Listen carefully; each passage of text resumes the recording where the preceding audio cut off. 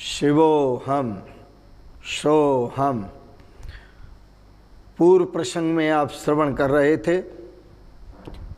यत्रैष जगदाभासो दर्पशान्तः पुरं यथा तद ब्रह्मा अहम इति ज्ञात्वा कृतकृत्यो भवानघ।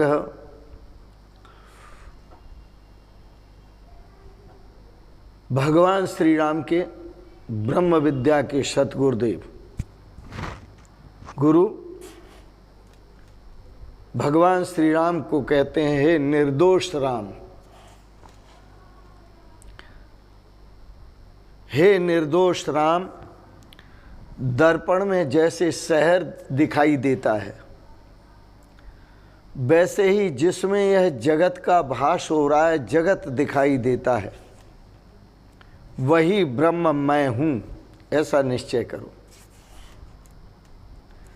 दर्पण में जैसे शहर दिखाई देता है, चेहरा दिखाई देता है,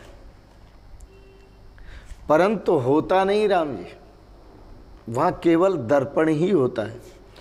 चेहरा दिखाई देता है तो भी केवल दर्पण ही है, और चेहरा न दिखाई दे तो भी केवल दर्पण ही है।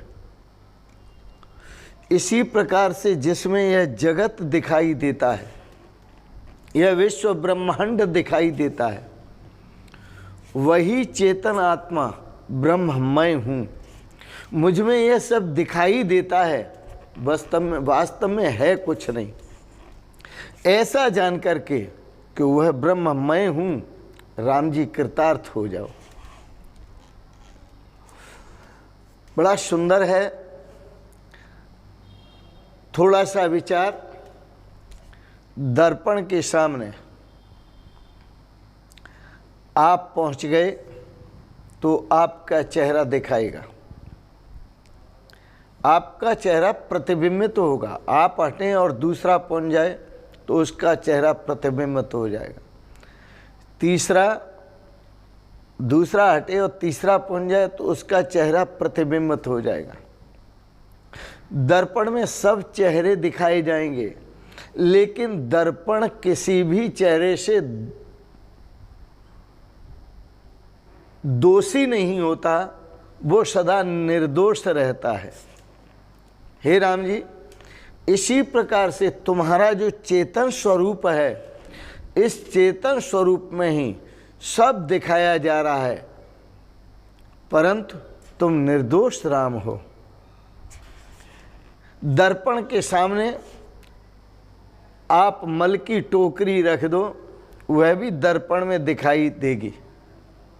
आप फूलों की टोकरी रख दो तो वह भी दर्पण में दिखाई देगी।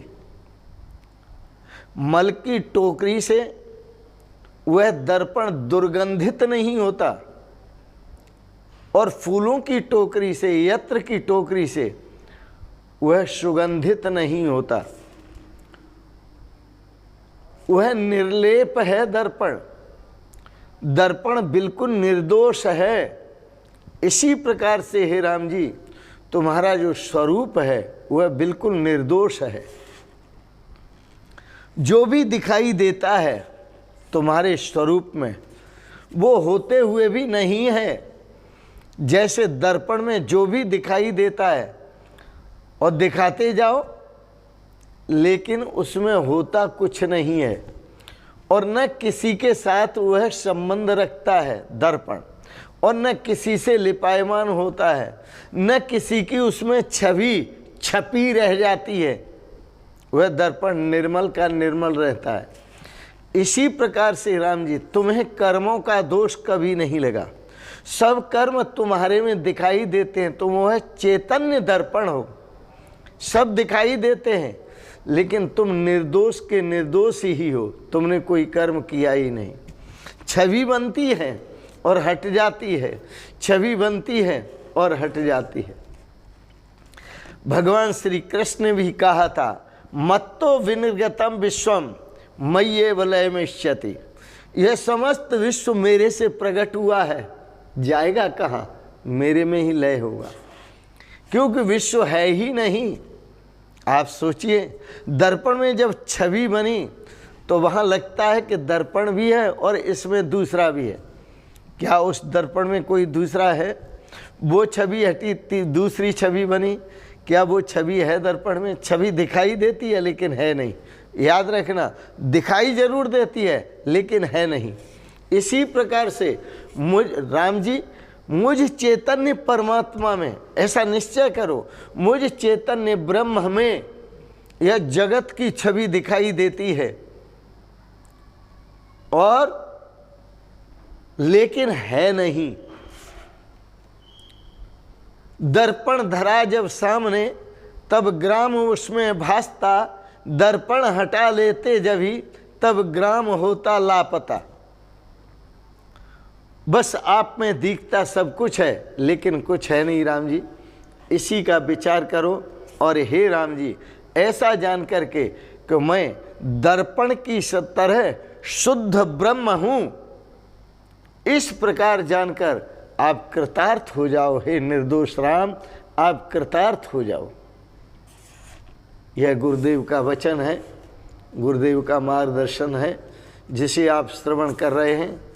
इन शब्दों के साथ ही, कृतार्थता के साथ ही हम अपनी वाणी को विराम देंगे। आपको भाव अच्छे लगे, इनको सब्सक्राइब करें, लाइक करें और शेयर करें।